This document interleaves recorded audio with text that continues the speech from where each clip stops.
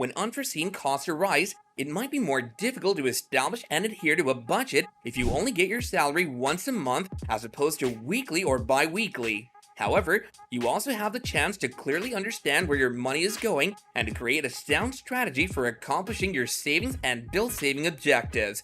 However, because many payments are paid on a monthly basis, you also have the chance to know exactly where your money is going when you get a salary every month. Tracking your expenditures and setting aside a sizable sum of money for emergencies are essential for staying on track. Use these pointers to end each month with a healthy financial position. Pay your bills and save money as soon as possible each month. If you get paid on a monthly basis, you'll probably get your check around the first of the month. Set up automatic bill payments so that they're deducted from your account at the beginning of the month for all of your regular monthly costs, including utilities, credit card bills, student loans, and subscription services. Pay early if the bill isn't due until the middle or end of the month. If you ask, some businesses may let you adjust your payment due dates. Savings may also function nicely with this strategy. Decide on a target amount to save each month, let's say $100, and lay it away at the beginning of the month rather than waiting until the end to see whatever is left over. Set up bank account notifications to ensure you don't overdraw your account, since automating those saves will leave you with less money to deal with during the month. Strengthen your emergency fund. Big costs might cause more stress when you budget based on a monthly income than they would if you knew you could anticipate receiving payments more often. A big emergency saving is thus essential. An unexpected windfall, such as a tax return, stimulus check, job bonus, or a gift, might be used to build an emergency fund. No amount is too modest to consistently contribute to the account. Consistency is what matters the most. Instead of the less prudent 3 months that some experts may advise, aim to save at least 6 months' worth of critical costs in the account. The remainder of your monthly budget won't be impacted, giving you greater freedom to pay for expensive auto repairs, medical bills, or other needs. Keep a close eye on your spending.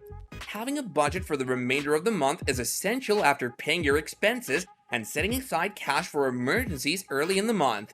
Start by reviewing your expenditures over the last 1 to 3 months on your credit cards and bank account.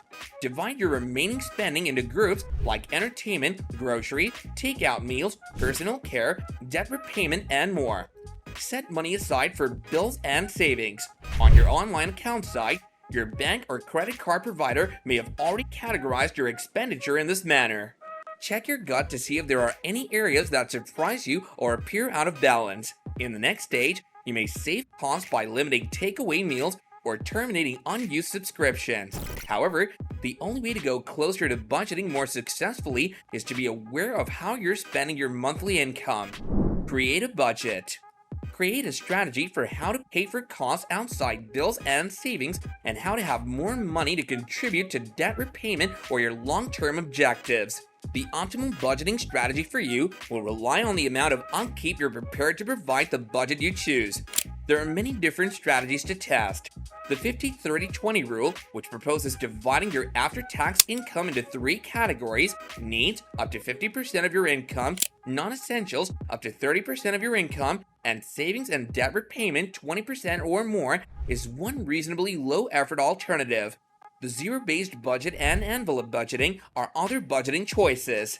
You may need to make some significant adjustments in order to adhere to a budget plan. Cutting down on non-essentials or searching for methods to lower the price of needs like auto insurance or your phone bill might be part of that. Additionally, you may alter your habit by utilizing a budgeting tool or pulling out cash once a week and putting a cap on how much you spend. Carefully consider. If you need more funds, credit cards shouldn't be seen as a bridge until your next payday. That may be a fast method for you to accumulate more debt than you can handle. However, when used wisely, credit cards may aid in budgeting and provide you with some more time to pay off regular expenditures. Avoiding carrying a budget from month to month is the key. This is how it goes. A grace period on purchases is usually included with a credit card. You have 21 days from the closing date of your statement to the date on which your payment is due, and no interest will be added if you pay your bill on time. Say, for instance, that the bill is due on July 21st and your statement's closing date is June 30th. You may buy something on June 5th and have until July 21st to pay it off interest-free, giving you time to wait until you're paid again on July 21st. Additionally, you may do this to get credit card points.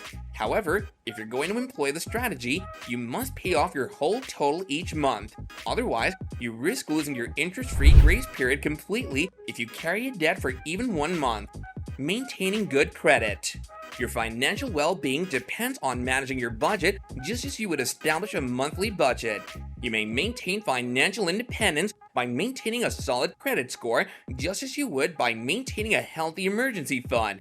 One of the best ways to establish and keep outstanding credit is to pay all of your bills on time, including your whole credit card statement.